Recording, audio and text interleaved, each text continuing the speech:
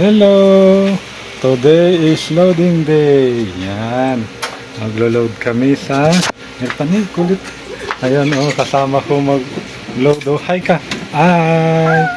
Hi! Yan. Maglo-load kami sa Irpa. Let's go guys! Bye-bye! Training. Santa Port, Ilocos Sur. Irpa training. Friday ang loading, bukas abangan. So let's go. Update.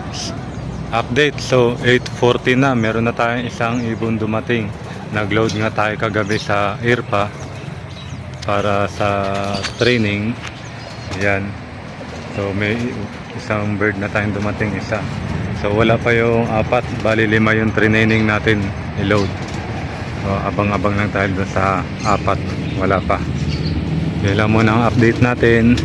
Bye. Ito yung first drop natin. Ito yung first drop natin sa training, Santa Port.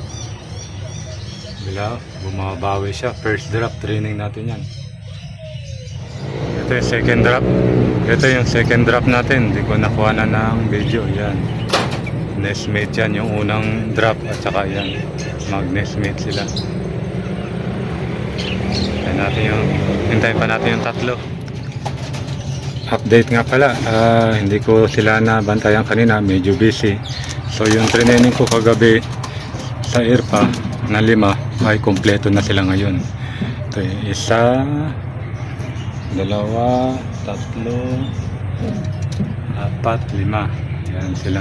So dumating sila ngayon kompleto. So mamayang gabi may training na naman sa FPF San Esteban yun. So try natin karga uli sila mamayang gabi para sa IFBF. Pero as of now 5 out of 5 ang training natin ngayon sa Irpa. Hanggang dito na lang muna guys. Bye.